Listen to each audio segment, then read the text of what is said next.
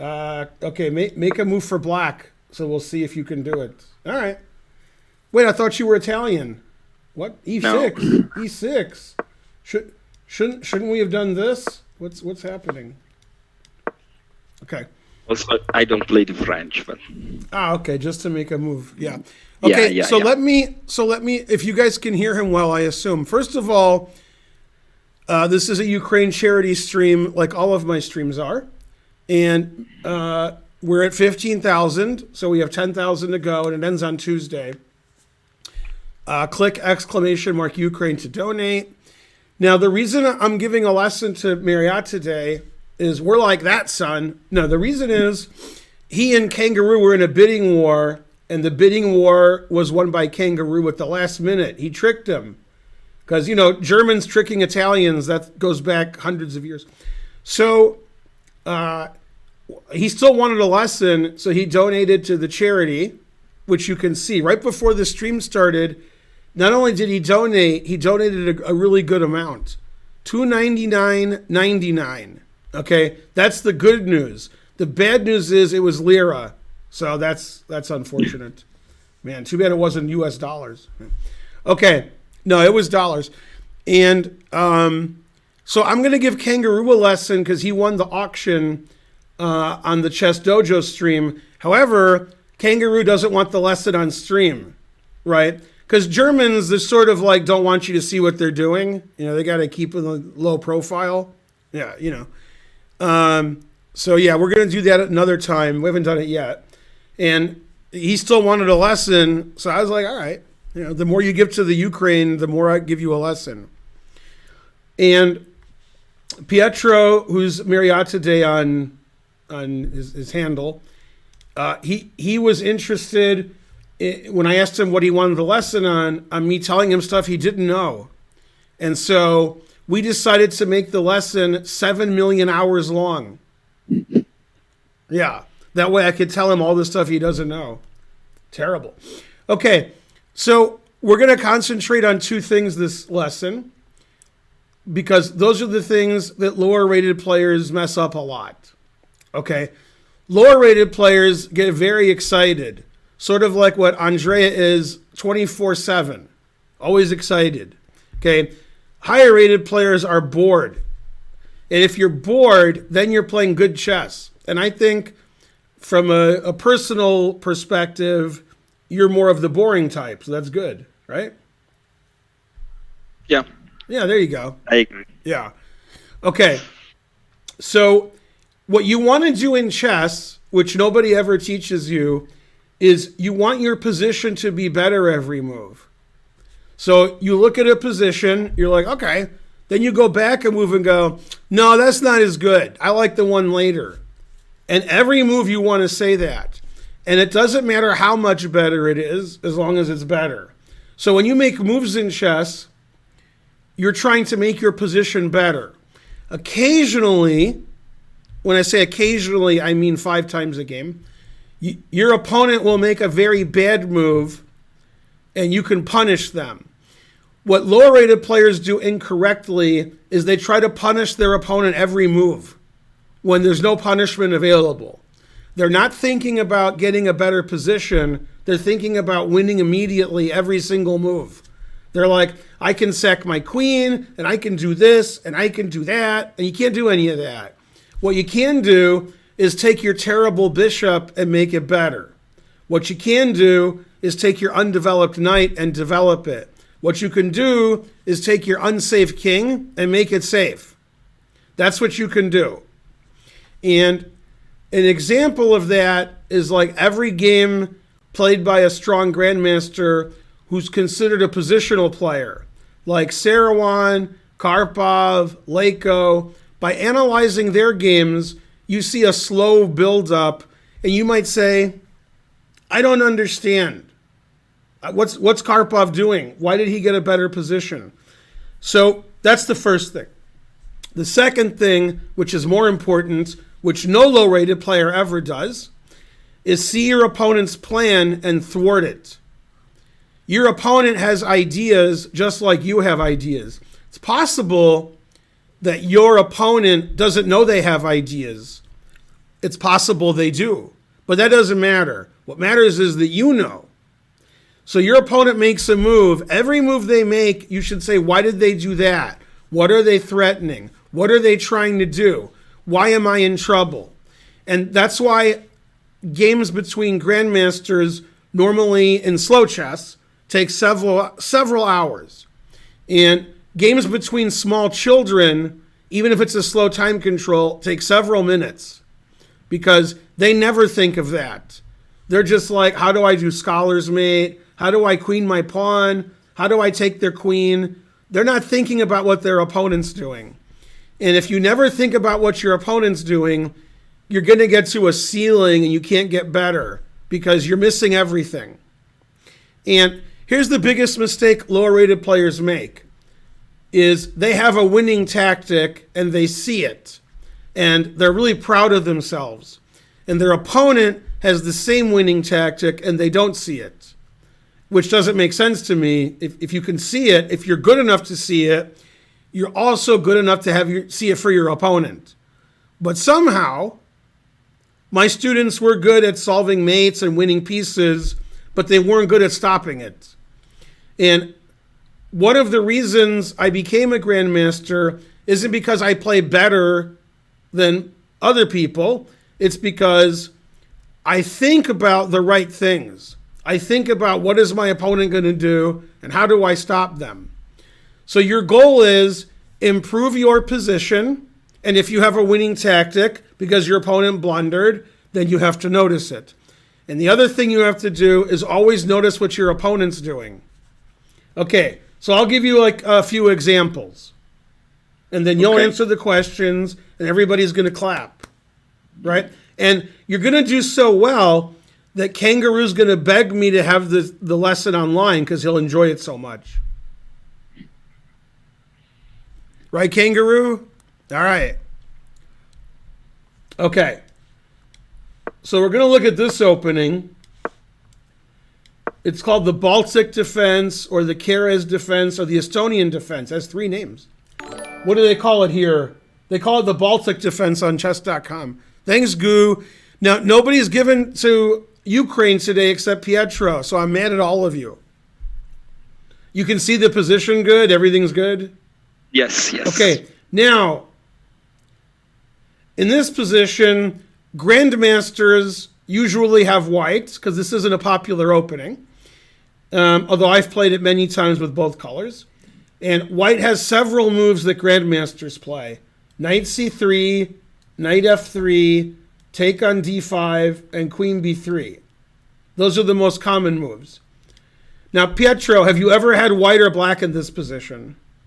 No, because I don't play d4 or move 1, and I don't play d5 or move 2. Good. Now, the first question is, what's the most aggressive move? If you were white and you were in a bad mood and you wanted to crush your opponent, what's the first move you think of? Queen b3. Mm-hmm. And because bishop. Right. In your brain, you have to always have, without thinking, it's just part of your body. It's who you are. When a bishop moves off of c1 or c8 to any square, this pawn's not protected. That's the way chess is. That's the way chess is set up. So you always have to look for queen b3, queen b6, and see what's happening. Okay.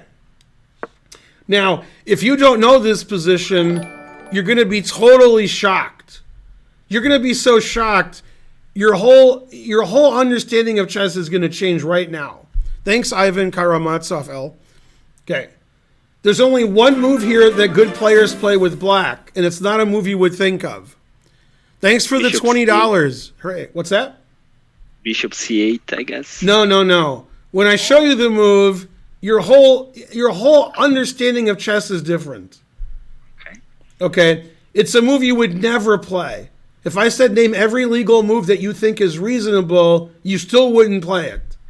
c5, because I can see the engine evaluation. What? Okay, you're close. Okay, the only move grandmasters play is e5. There is no other move. Is that what you would have played? No. Okay, and the reason is black has a bishop developed and white moved his queen, so white has no development. And black is trying to play actively by getting his minor pieces out, and he doesn't care about his pawns. He cares about getting his pieces out and punishing queen b3. When you learn chess, and when you got good at chess, you were told by many people, or you yourself, don't move my queen out early. So if white's moving his queen out early, instead of saying, oh no, my pawn's attacked, what am I doing? Well, they're also breaking the rule of not developing their minor pieces and moving their queen out early, so you want to punish them. So one of the lines, I'll just show you one, is take this, threatening the rook.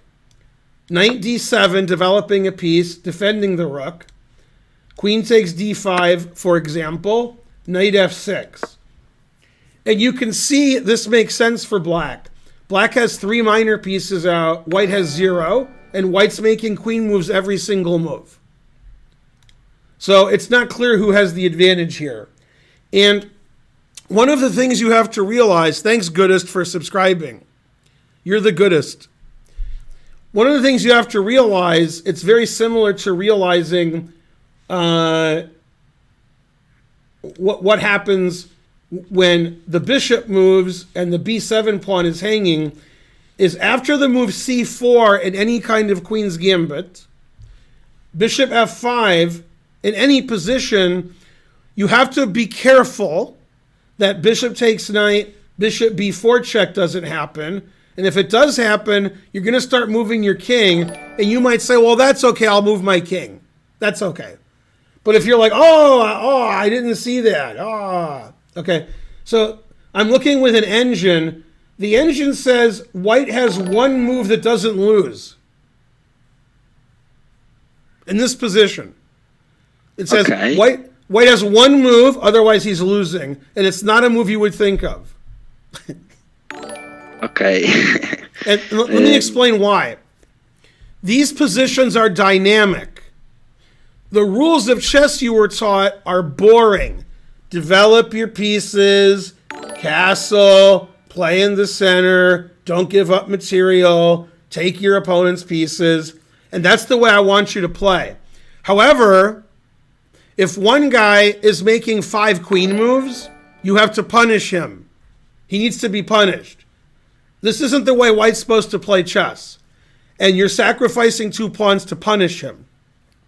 What do you think white should play here? Given your speech, I guess the move is bishop g5.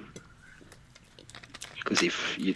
I didn't even see bishop g5, but I think I could take your queen, and then I could play knight b4, threatening knight c2 and your bishop. And the bishop, yeah. Yeah. Therefore, it's a queen move, I guess. Queen a5. Queen a5? Is that what you said? Yeah. That's correct. That's the only move. Yeah. And the reason it's the only move is you don't want bishop b4 check to happen, and you don't want e takes d4 to happen. And queen a5 stops them both. E takes d4, you take the bishop on f5. And bishop b4, you take it. Okay, let's look at another move to see what the engine's saying. Let's play queen f3. This is what most low-rated players would play. So if you're watching now, you were yelling out, queen f3. You were screaming. And I was like, why are you screaming that? And you're like, it attacks the bishop. Now, if you own a chess book, and in the chess book it says, goals of chess, and it says checkmate, take the queen, promote your pawn, and is one of the goals attack a bishop? No. No book says attack a bishop, then the game is yours. Okay, after attacking the bishop, there's 2 good moves for black, but the engine likes bishop e4 the best, but I'll just show you the normal move. Takes, bishop b4 check. Again, white's pieces are all on the first rank, and he's made 4 queen moves. And now the engine likes king d1 more than bishop d2. But it's close. Close. And then castles or e takes d4. They're both good. Okay, let's take this. So black is down a pawn, and the engine says black is completely winning. Because look at white's king, look at white's minor pieces, look at white's rook on h1. Black's going to castle, and then he's going to work on his knight moves. Okay, everything is good for black. Now, Pietro, here's an important question.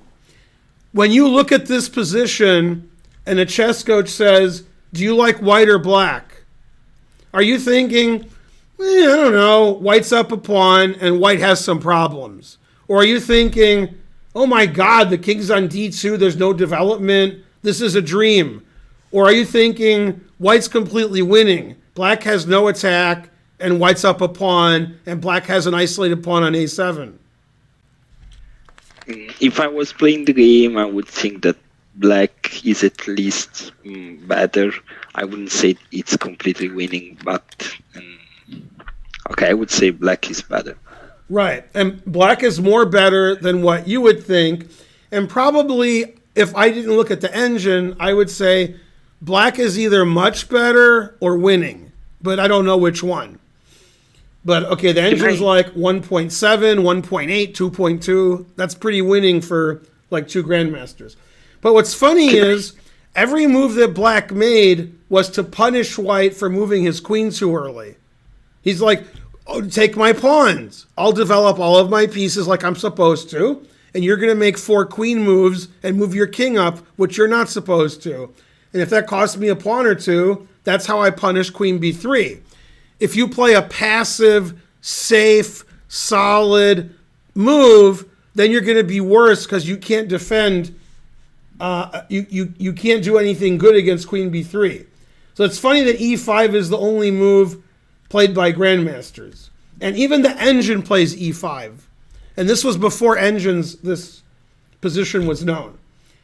Can I show you a position with the similar idea that I don't understand why the engine says white is much better? Yeah, you can move the pieces and stuff. Yeah. Okay, good. So let's say that up until 2 weeks ago, I played the very unsound Vienna game, and then I started trying to play the 4-night Scotch, I guess it's called. Something like this, and so this is the 4-night Scotch, I guess, right? And I was thinking, what's wrong with some other moves like bishop c5? And the obvious answer is this center trick fork, whatever it's called. And so I thought, yeah, but black can sacrifice the bishop back, and then take. And the engine says, yeah, you play d4, you much better. Right. This is a problem with a lot of low-rated players. Is they're always doing this when there's a fork trick. They're always playing bishop f2 or bishop f7, and this just gives away the center, gives away the 2 bishops, and is just terrible. And you don't have an attack when you have no pieces out. Thanks for the $20, Chaz. Yeah, but like in this position, the engine doesn't give queen f6 check as a good move. Right, because the queen is bad on f6. You're running into e5 and knight d5. So what you're doing is you're making moves that are bad, and you're saying, yeah, but it's check. Because here's what I mean. If there was no king on f2, you would never play queen f6. Never. You would play knight g6, knight f6 castles. But you're like, yay, I'm attacking the king, queen f6 check. So what's the continuation? Now what do you want to do? Now, let's say that's the end of my analysis. Because what I don't understand is that, like, it's true that the queen of an f6 is quite vulnerable to, like, bishop g5 later in the game and e5. But, like, white h1 rook is very unlikely to get out. No, but without a dark squared bishop, white can easily extricate his pieces while he's attacking your queen too. So like h3, king h2, or g3, bishop g2, queen f3. In the long run, white has 2 bishops and 2 center pawns, and black is now going to have to start going backwards. And you can't develop your knight to f6 because you put your queen there. So to me, this is clearly just really good for white. All these positions are where somebody's sacking on f7 or f2. As a lower rated player, you're very afraid for white because white's king is running around, but black doesn't have anything to attack it with. None of the pieces on the back row, okay, are ever going to attack the king, and the knight has to move backwards now, and the queen is just going to be attacked. Well, actually, the knight can't be captured because of mate with queen. Right, that's correct. Yeah. Right, I'll probably have to play bishop e3 or knight d5. I think if it's white's move, knight d5 just wins. But because also, I mean, from black's perspective, black has quite an easy development. I don't know, knight d7, short castle, d6, the bishop gets out, the rook gets active. No, that's what I don't understand, because it's an imbalanced position, because white king is on g1 and you cannot develop the h1 rook in the short run.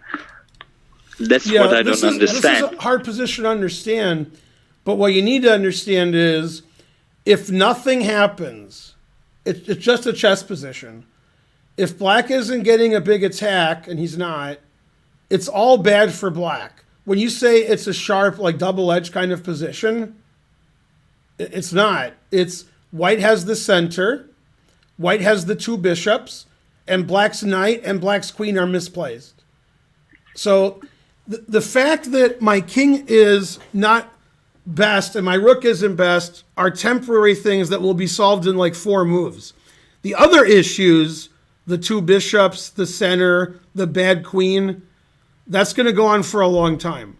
So it's temporary versus permanent. If black had a big attack here, you would be correct. But black's going to retreat and white's going to go forward.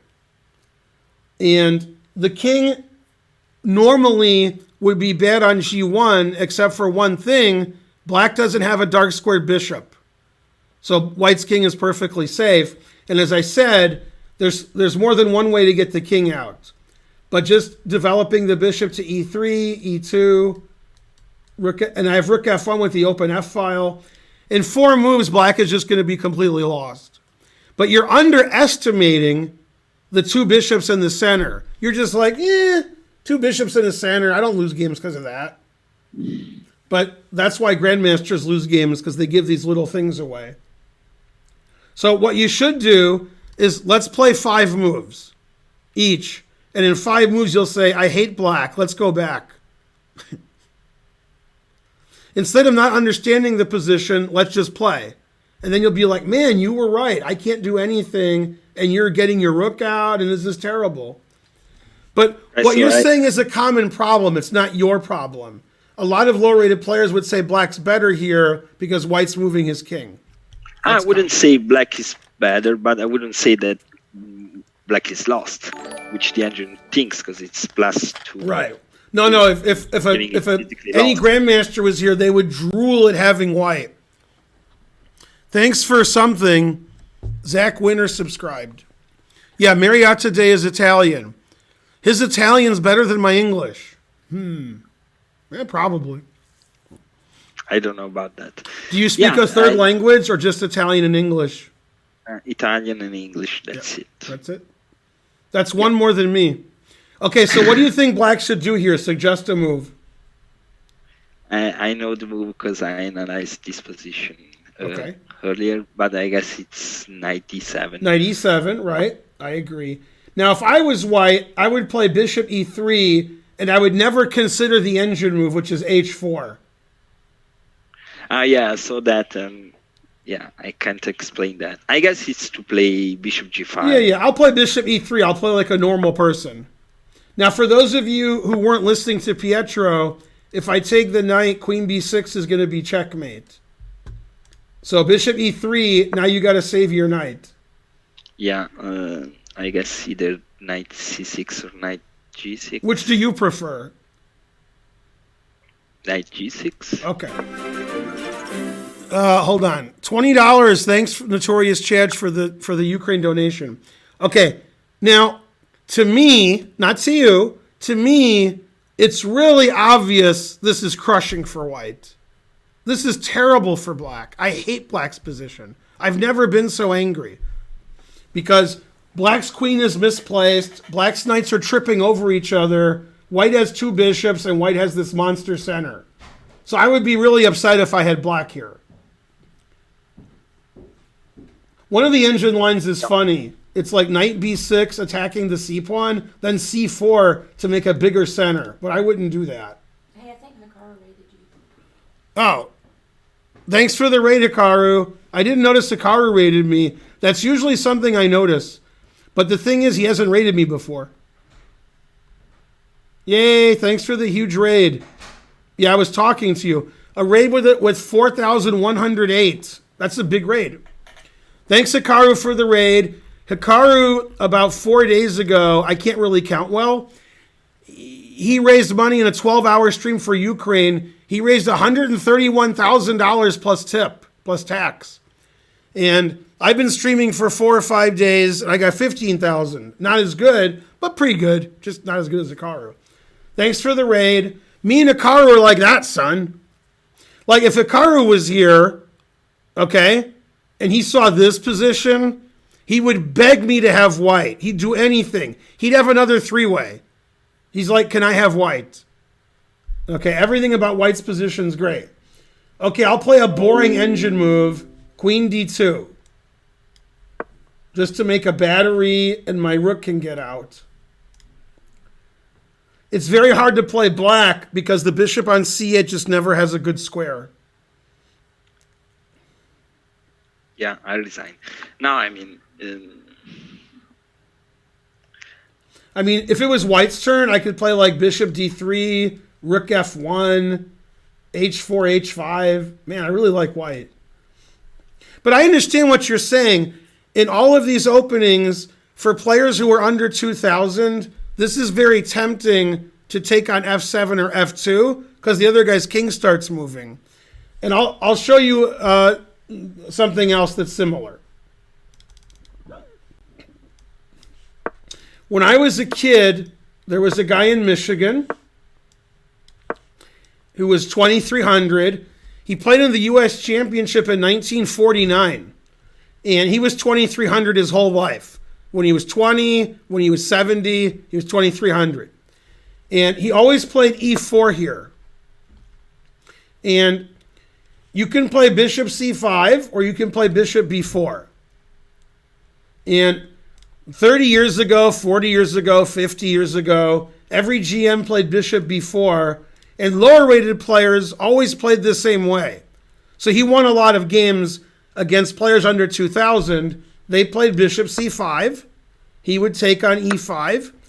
And now grandmasters play knight e5. There's even a game between Geary and Carlsen. But low-rated players take this, and they've never been so happy. And also, white's never been so happy.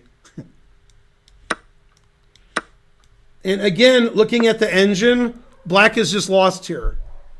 But low-rated players were like, yes, I made his king move. This is very similar to what you were showing me. Yeah, also, I mean, the point is not that black should be attracted to this move because the king moved. Obviously, it's not enough compensation. It's just that I wouldn't say that this is resignable for black, basically. Not resignable, but lost with perfect play from both sides. I would say that white is better, but not winning. Because, I mean, I'm not good at understanding how the game is not developed. Let me ask you this question. Okay. If white's bishop was on e2, and white had rook f1, king g1, and then the position was basically the same, then black would have nothing for the advantages he gave up, and then you would think white is winning or not. Yeah, because white has the center. And white's got everything. Right. Yeah. And the problem is, in the long run, you can't stop that. You don't have enough force to stop white from executing their plan. And it's really hard to stop white because white has the center and two bishops. And you don't have a dark squared bishop. This is terrible. because I have a dark squared bishop. So, terrible. Frankly, terrible. But I understand what you're saying. And one way to change your mind is to just play these positions. And if you win every game, it doesn't matter what the engine says. But if you lose every game, you're like, man, that engine was right. I got to stop doing that. And what you're doing is, here's what you're not really understanding. The advantages for white are permanent, and the advantages for black are very temporary. Very temporary. Your advantages are 3 or 4 moves long. My advantages for the whole game. I have the center and 2 bishops. And the open F file actually helps white. Because when I play rook F1, king G1, I'm really happy my F pawn's gone. It's like a king's gambit. So this means you would have a lot of problems playing some king's gambits for white, which a lot of people would, because the same kind of thing happens. Like bishop c4, played by Judith Polgar a lot, and sometimes by Spassky. After this, okay, you play king f1, and you're like, what the hell is white doing? This is black's up a pawn, and black play king f1. You're furious. And white's going to play knight f3, gaining a tempo, d4, bishop takes f4, knight c3. So in 5 moves, I'm going to have a big advantage. So black has to play very energetically and accurately so his position is okay. But right now, it looks like white's playing like he's insane. Yeah. But in this position, most grandmasters don't play queen h4. That's not the most common move. Because they don't want their queen to be on this stupid square when white plays knight f3. And they don't want white to build a big center, and the king on f1 is just temporary. So the fact that they can't castle doesn't bother them so much. d5 is a very common move, and then takes knight f6. In fact, this is a game I beat Judith Polgar in 1989 in Brussels in a 15-minute tournament. Yeah, she played knight c3. That's the engine move. I prepared a lot of this, and this was her main line. So, but yeah, in the king's gambit, you're giving away your king safety for white so you can get a big center. You're trying to get rid of the e pawn, play d4, take this. The difference is in the king's gambit, you don't have the 2 bishops. Black still has a dark square bishop. So the engine isn't falling in love with itself about white's position. It's saying like this is unclear. But if this bishop is gone, okay, then, 2 bishops is 2 bishops. So, yeah, understanding permanent and temporary isn't easy. And all these positions, like here's a famous one that's similar to what you were talking about. Okay, every grandmaster in the world plays d3 or knight g5. And most low-rated players will play knight c3. And black is already fine after knight e4. And no grandmaster would play bishop f7 here. And no engine would play it. This is what every game happens. This is what happens. And bishop f7 just means you're giving away the center and the 2 bishops. And as you can see, thanks for the $2.99, little buddy, to Ukraine. Let me refresh that. Thanks again to Hikaru for rating. I don't know if Hikaru's ever rated my stream in 5 years. You're special, Pietro. He wanted people to see your lesson. Yeah, for sure. Yeah. Okay, so I updated the thing, 15,412. Good. We broke 15,000. Okay, now to confuse you more, I like to confuse you. This is pretty similar to what we were talking about with colors reversed and the engine just saying black's winning. And you're like, no, I'm mad. But it's the same thing.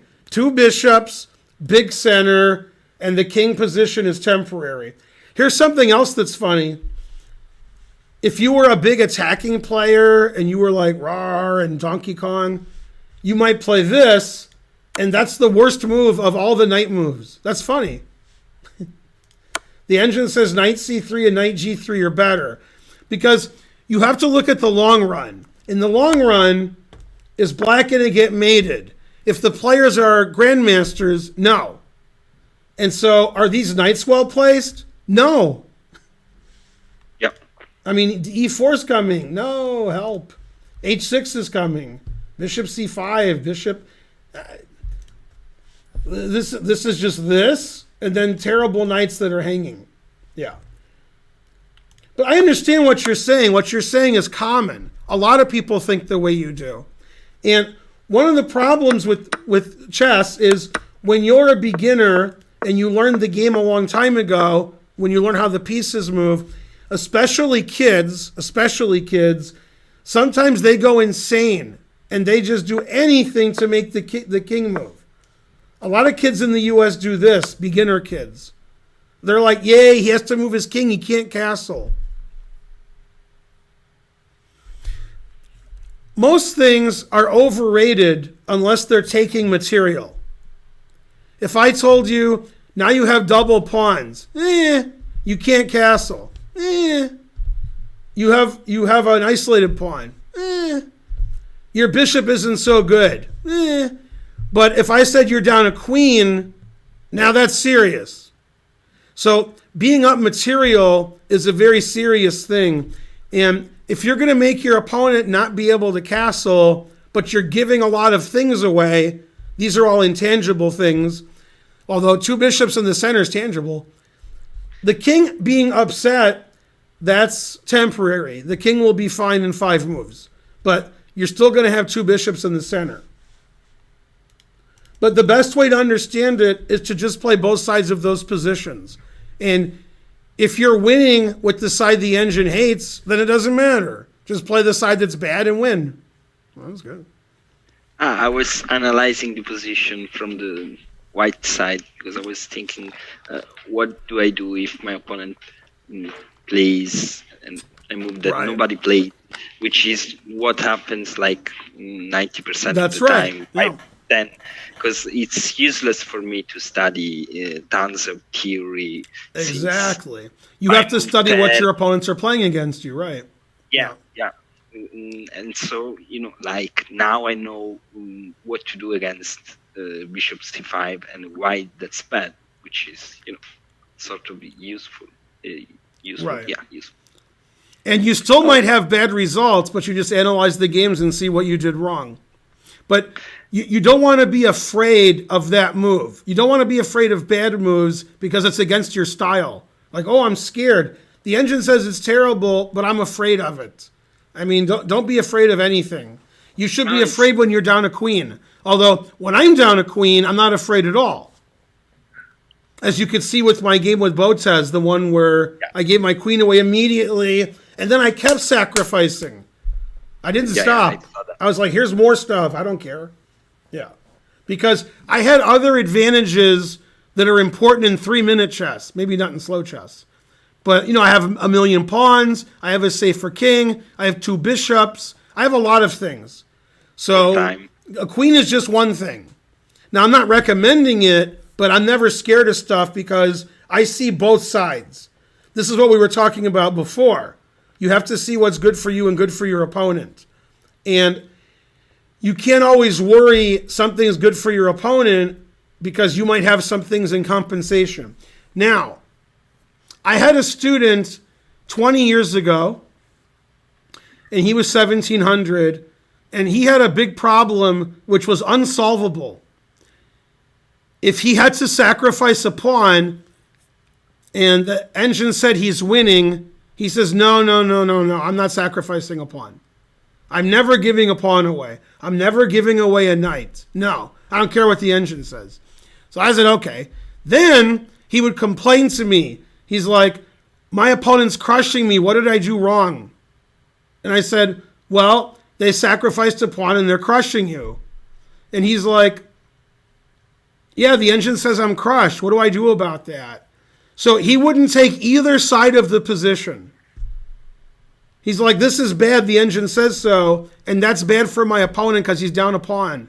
So I won't play that position for either color. So he didn't understand dynamics. He only understood like what was very simple. I'm up a queen. Good. I have a big leading development. Good. But chess doesn't work out that way. Everybody knows how to play chess until they get punched in the face. Okay? That's to paraphrase Mike Tyson. Chess is easy when you follow all the rules, but sometimes the rules are clashing with each other. Okay? Like, I shouldn't move my king in the opening, but I win a knight. And sometimes taking the knight is winning, and sometimes it's dangerous, like in the fried liver. And you have to play those positions and analyze them to decide, does my opponent have enough compensation? You can't just avoid everything and say, I don't like when it's dynamic, I like when it's boring. You can like when it's boring, I do, but if it's dynamic and it's in your favor, you got to do what's in your favor. And that's why you have to learn those positions when somebody is doing something bad, but it's sort of dangerous looking. But it's sort of like the, what do you call it? The Stafford Gambit. Okay. So let's say you have white, and you're like, oh my God, the Stafford Gambit. Ah! And you start crying, right? And your girlfriend's like, don't feel bad. And you're like, I can't. And then she leaves you. She's like, this guy's crying because of the Stafford Gambit. And you're like, oh, I just go here because I don't want to face the Stafford Gambit. I want boring. Okay, that's the wrong way to look at chess. Looking at chess is, I'm up a pawn, I like being up a pawn, and the engine likes white. That's how you play chess. If Magnus Carlsen or anybody who was top in the world was playing a slow chess game, and somebody played the Stafford, they would take it whether they knew it or not. And they would just say, I'll figure it out. Now, maybe they wouldn't figure it out, but you have to play the best move. You can't not play the best move. You can't just be, oh, I'm afraid. Ah. So that's... agree. Yeah.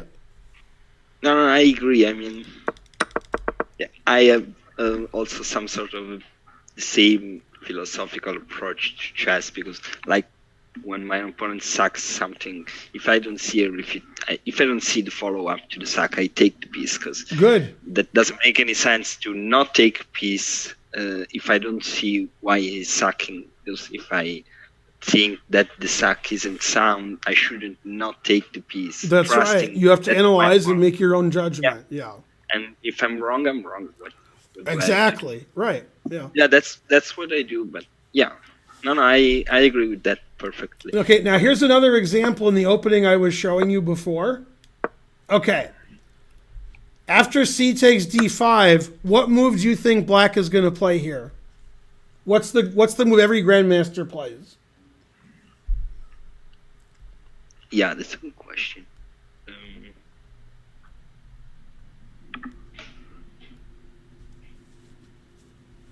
I don't know. It's e5 again. That's funny. I like e5. It's not a good move, but I like it because you're thinking outside the box. Okay, so it's not a good move. Right. I mean, white didn't move his queen out yet, so we can't really punish him. You take the knight on b1. That way, if he takes your bishop, your queen's really nice on d5. You threaten a pawn, and your queen can't be attacked by anything. And now you can develop, attack, and nice development. In this opening, there is some trick where they play bishop b5. Bishop b4. Yeah, we're getting to that. Yeah, right. Okay, so usually white plays queen a4 check. And the reason is, if you block with the knight, you can't take this pawn anymore. Yep. And if you block with the queen, it's the same thing. I take the queen and take this. So c6 is the main move. Now, white usually takes this, usually. If the bishop moves, then everything's winning for white. Yeah. Now here, black can play queen d4 or e5. Now, after e5, it seems you're familiar that there's a trick here. Being familiar with that trick, what is the move grandmasters play here with white? What's the best move for white?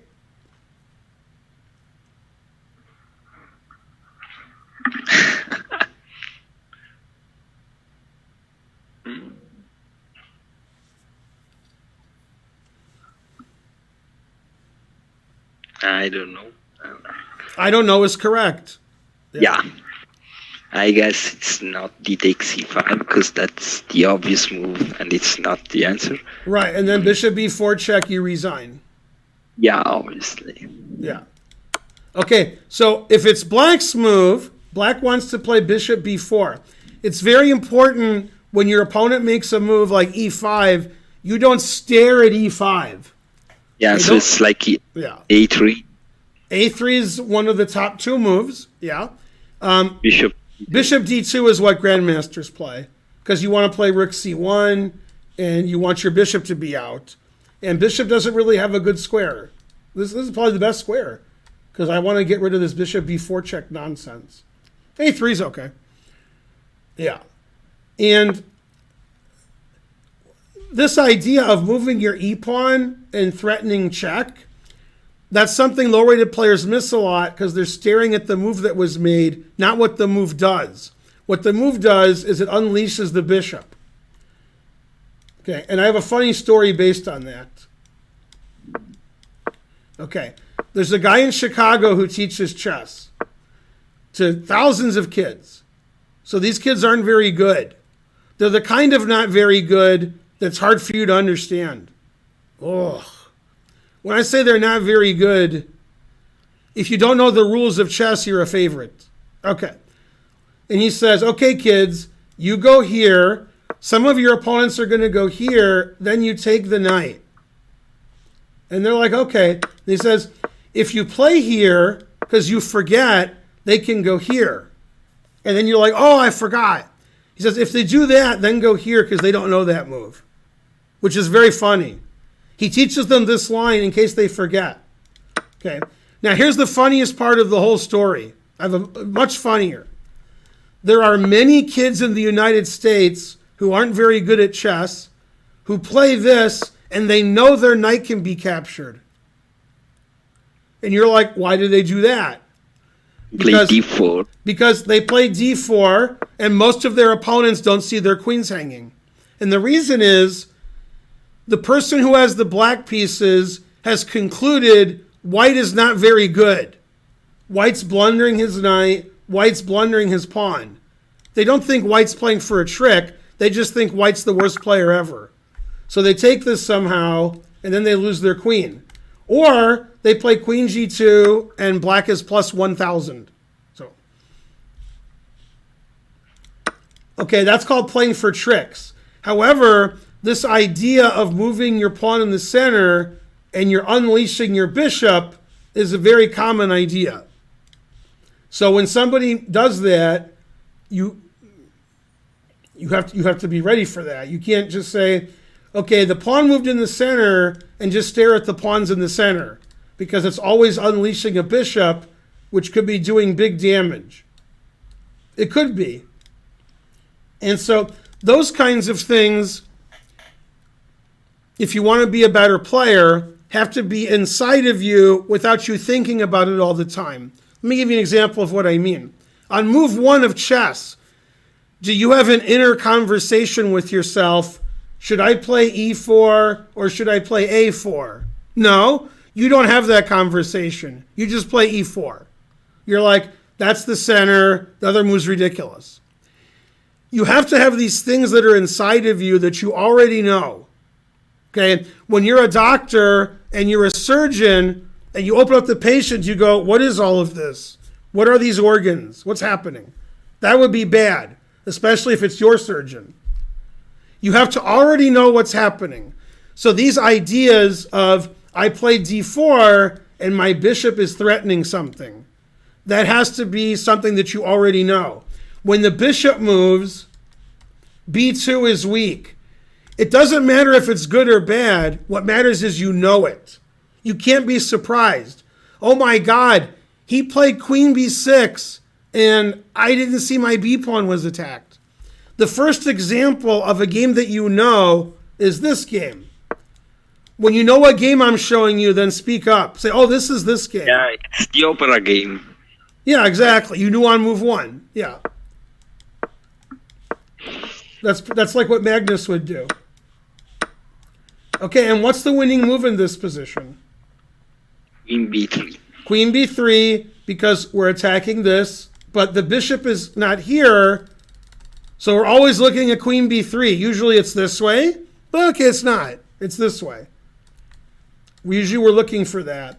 And that trap where you have a queen threatening a pawn and a queen and bishop threatening a diagonal, I've done it the other way several times in the note boom because it's the same trap. In this position, very strong players play queen b6. That's the best move. However, in this position with knight f3, every grandmaster plays bishop b4 because that's the best move. And most people who are under 2,000 don't see the difference. So when I play this other move order, they play bishop b4 anyway. This happened on my stream last week against the 2,700. This is a blunder. You take the b5 pawn and go queen f3, I guess. Yeah. And then queen d5. It's the same as the Morphy opera game. Queen g3, and then this and this. Yeah. And people fall into it a lot because they forget their g-pawn and that this is already attacked. So, yay, I won those games. I'm the best. Something. But if you spend the whole game thinking, let's see, here, your flag will fall. A lot of the game has to be stuff that you already know, that you've seen before, and you can take that knowledge and go to another position. A lot of chess, you should be spending your time thinking about what your opponent's doing. Why did he go there? Why is this good? What do I do if he captures? Instead of, I go here, I go here, I go here. In my lifetime, I've had so many students show me their game, and they say, I played here, and here's why I played here, and they're really proud of themselves. Then they're like, okay, then my opponent played here, and they don't talk about it at all. Then I played here. Here's why I played here. My opponent played there. Okay, then I played here, and I'm like, can you tell me, did you expect your opponent's move? Do you know why your opponent played that move? And they're like, I don't care about that. This is what they played. That's got nothing to do with me. Terrible. I've never been so angry.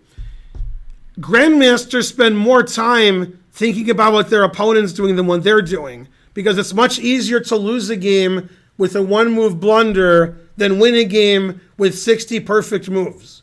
Much easier. This is why the engine is good. Engine never blunders, and engine makes 60 good moves. Terrible.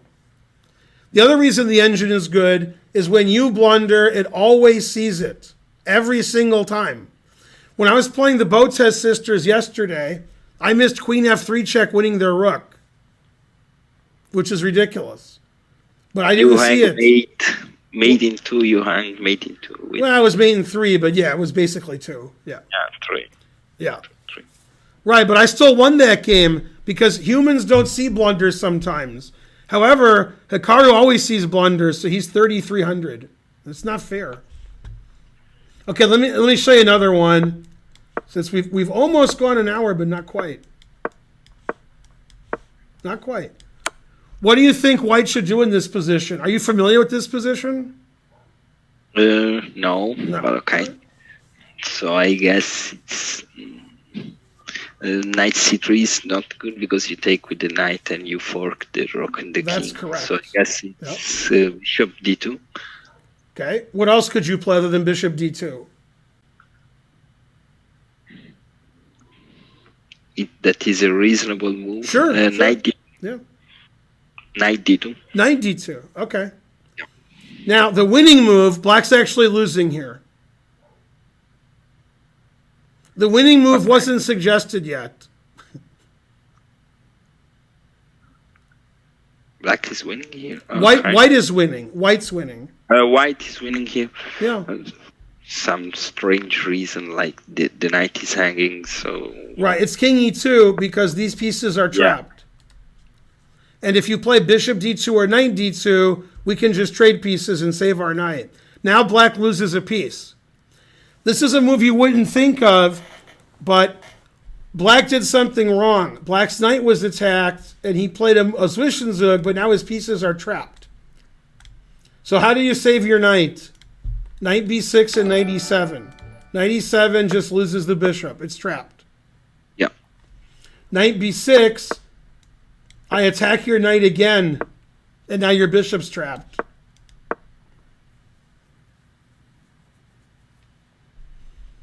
Confusing the audience. And you're like, yeah, but he played king e2. Can I punish him? Man, I don't know. That doesn't look very punishing. I have a question on a specific move in the King's Indian, if you don't mind. But it's more of a generic idea of why that's a bad move. Like in the, I don't know what's called, the main line of the King's Indian. I guess I can make the move up, so I don't have to remember stuff. You play black, I'll play white. Yeah, okay. Is it knight f3? Yes. Okay. And now they always play here bishop d3 instead of bishop e2. Oh, you mean your opponents do? Yeah, because I play from the black side. Right. Yeah, so like no one play. This is not theory, I guess, because no one plays this. Yeah, if you're going to play bishop d3 and you're a grandmaster, you put your knight on e2. Yeah. Yeah, because I mean the engine doesn't like really hate this move, but that's why I can figure out why that's not the move that is played. That means right. Well, the bishop is worse here because you can't attack here at all. You're undefending your d pawn, and you're letting the guy pin your knight. So if I was black, I would concentrate on hitting the d pawn. So bishop g4. And then you play like knight fd7, knight c6, and you take over the dark squares because this bishop is just blocking the queen, and it's blocked by its pawns, and it's not unpinning the knight. Yeah, but usually in the King's Indian, you don't play bishop g4. If you don't play it. If you don't want to play it, you can just pretend they played bishop e2, and you can play whatever you want. You want to play e5, then you can play e5. The problem is the bishop could be good here against f5, or it could be bad. It depends on what happens. The bishop is just better is better here on e2.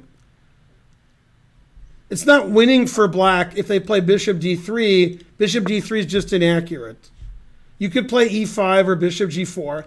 Now, you said something that only a low-rated player would say. So now I have to yell at you. That's why you paid big money, so you could get yelled at. You said, the guy played this, and in the King's Indian, I don't play bishop g4. You know what else you don't play? After bishop h6, in the King's Indian, you never play bishop takes bishop for free. So I guess I shouldn't do that. Yeah, I agree. No, I said that because that's not a move that would come. Right. But because you can pin their knight, which you couldn't do before, and because they're undefending their d pawn, it makes sense to go here. Let me just make a random move. And then knight d7. Now you already have a winning threat to take on d4. And then if they make another normal move, you can go here. And the guy's like, I wish my bishop was on e2. In a lot of these positions, the engine is just playing bishop e2. And you're up a tempo. By the way, there are some grandmasters, after bishop e2, they play bishop g4. It's just a different line. It's not what you play. But it accentuates how good this is when the guy isn't unpinning his knight and when he's undefending his pawn. You can put pressure there. By the way, the engine here plays bishop e2, which is funny. Yeah. I mean, you're just a tempo up in theory. But yeah, if you want to play e5 and just play the normal way, this bishop d3 shouldn't hurt you. It shouldn't be like, oh no, they got him bishop d3. Yeah, but the question was more of a general understanding of how to understand why certain moves aren't blunders, but right. No, blunders are when you lose material. Otherwise, it's a little bit inaccurate, and it doesn't matter very much. But if you're a grandmaster, you don't want to make inaccurate moves when there are better moves. If you're a lower rated player, which your opponents are, they don't know the theory, so they just make a move. And you're like, that's not a book move. Why aren't I winning? Well, because you're not.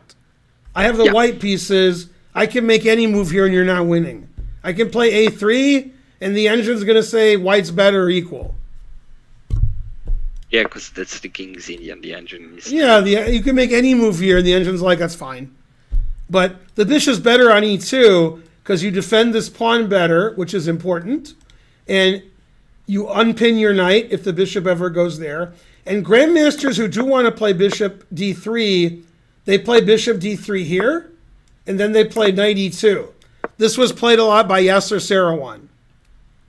Then you can play F3 or F4, and if you play F3 and D5, you can have like a samish with all your pieces out very comfortably. What's his name? Serper used to play knight E2, knight G3, then bishop E2, and he would start attacking. Hey, crazy. But yeah, knight F3, bishop D3 like doesn't make sense in a lot of openings where you can get pinned with bishop G4. Then the bishop makes a lot more sense on E2, especially when you're already pre-threatening D4. I don't want to block my queen. So it's just an inaccurate move. It's not like now you're winning. It's very unusual to be winning just because your opponent made not the most common book move. It's still okay, just it's not as accurate.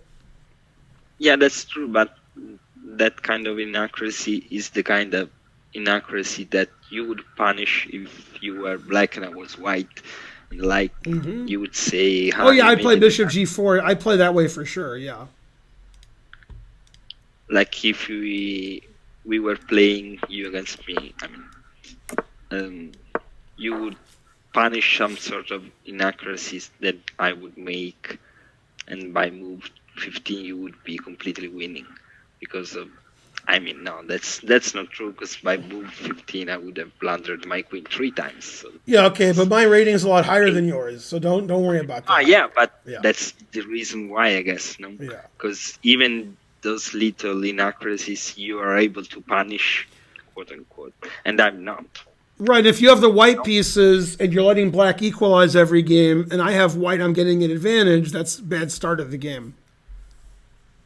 Yeah. Yeah. And I have a last, and that's where it's the last question. If you can briefly explain to me like this space advantage stuff, because this is a good position, because usually if when black plays E5 and white plays D4, white plays on the queen side and black plays on the king side, right? That's the plan, and that's because white has more space on the queen side and vice versa. And so the question is, why you're supposed to play on the side where you have more space, and what if you play on the other side? Okay, let me give you a real life example. Yeah. Okay, you have children and your children want to play outside, and you could say you can play here in this place that's 5 feet by 5 feet, or you can play in this playground that's 1,000 feet by 1,000 feet. Where do you want to play? Yeah, okay. I mean, you want where you have where you're taking over, that's where you want to play, where you have all the space. So you can play on the king side. It has been done. Larson used to do it. Okay? And Larson would sometimes play knight e1 and then play g4 to stop his opponent from getting, and he would block up the king side. G4, and after f5 he'd play g5 and h4. Then he would win on the queen side because the king side's all blocked. But that's very unusual. It's more usual to play where your pieces have more space and you can do more. Thanks, Benson Zug. Go Spencer. It's just easier to do. When you have a lot of space, your pieces have a lot of places to play. When you don't have as much space and your opponent does, your opponent's sort of winning over here. And when I was younger, I heard something funny, which I'm not sure I agree with. I'm not sure. Maybe. Is black plays on the king side because his pawn structure is pointing in that way. So, which is funny. I mean, it is pointing in that way going forward. So he can play on the king side. And white obviously has more space here. He's got a pawn on d5. So if he can keep getting more space, black is going to be crushed. The only way I can explain it to you is if you're a Go player. I'm not a Go player. I'm not a Go player either. If you're a Go player, it's very understandable to play on the side where you have more space. You're trying to gain space in Go and control the board. And sometimes you just are killing somebody on one side or in one area. I don't even know the rules of Go, but I still know the strategy. Okay, is when you have more space and you control that space, then you win the game. And if you're not controlling that, I mean, if you look at King's Indian typical games, white's just crushing on the queen side. Black is just like, help. And then some people will play more safe on the king side and they'll play on the queen side later because they don't want to get mated. Yeah. Yeah, but the point is, what if white starts attacking with f4, f5, and tries to replicate what black is supposed to do? Like, why that is wrong? Because if nobody does this, that's not necessarily wrong. I've seen white play knight e1, knight d3, f4. It's just unusual. You can do that. I'm not going to complain if you do it.